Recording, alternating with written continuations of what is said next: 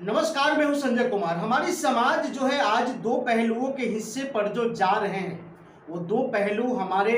देश के लिए भी, हमारे समाज के लिए भी, हमारे परिवार के लिए भी जो है बहुत बड़े खतरे हैं।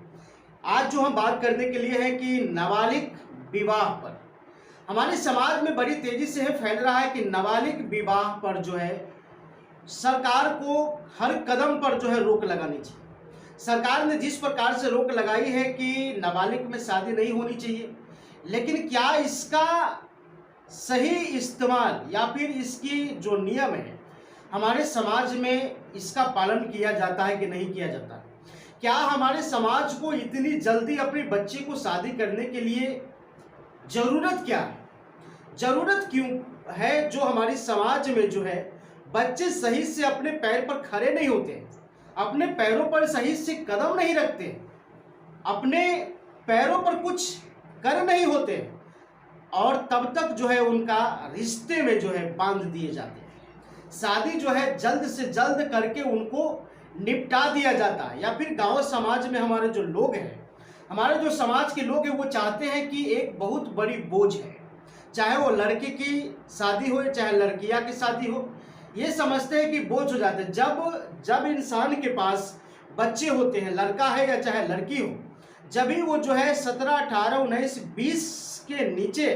जब भी कदम रखता है, 18 से लेकर के 20 के उम्र के बीच जब भी कदम रखता है, तो सबसे पहले हमारे समाज के लोग उस बच्चे को जो है एक बोझ की तरीके से देखते हैं। वो लोग कहने लग जाते हैं कि अक्सर कि हमारी सर पर एक तो बोझ है, उस बोझ को मैं जल्द से जल्द निपटाना चाहता हूं। जब उस बोझ के बारे में आप उनसे पूछेंगे तो कहेगा कि मेरी लड़का जो है 18 से 20 साल की हो गई, मुझे उसकी शादी करके उसको जो है घर बसाने के लिए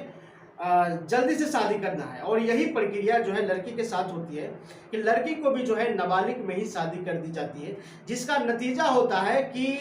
बहुत इफेक्ट उसके ऊपर पड़ जाता है।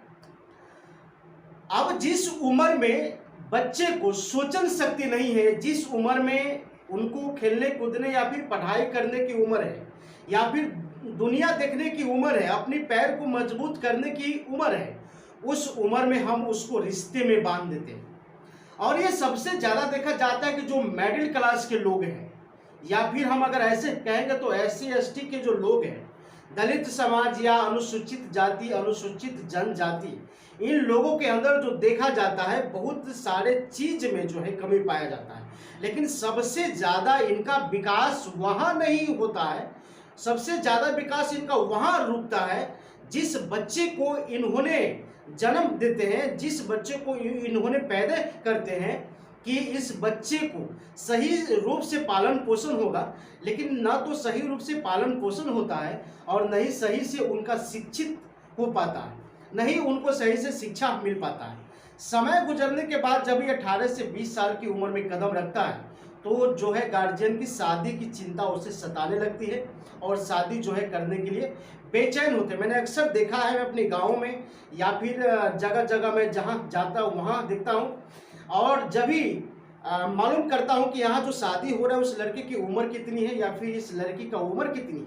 तो बताया जाता है कि 18 है, 20 है, 19 है, 17 है। मतलब मैक्सिमम शादी जो है 20 से नीचे, या फिर कम से कम मैं आपको बता दूं कि 60% शादी 18 से नीचे उम्र तक की शादी की जा रही है गाँव में। इसको 18 से कम उम्र वाले को शादी रोकने के लिए सरकार भी जो है इसका व्यवस्था लगाई हुई है। लेकिन अगर हमारे समाज में अगर किसी लड़की की अगर 16, 17, 18 की उम्र में अगर शादी हो जाता है तो नहीं तो उसके घर के लोग कोई विरोध करते हैं, नहीं तो उसकी समाज के लोग विरोध करते हैं, और नहीं प्रशासन उसको विरोध करता है। चूँकि प्रशासन के पास अगर लीगल कोई एप्लीकेशन जाता है या फिर उस रोक वाली एप्लीकेशन जाएगा,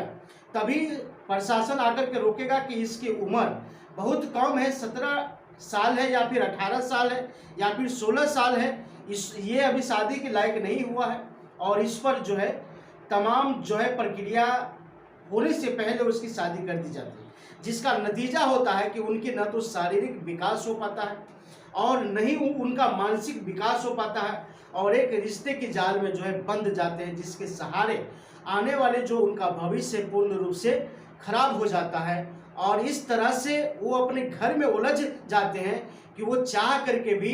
आगे की ओर नहीं बढ़ पाते हैं। फिलहाल ये वीडियो लंबा है, इसीलिए हम अगले एपिसोड में आपको बताएंगे इसकी पूरी और भी हिस्ट्री। तब तक के लिए नमस्कार।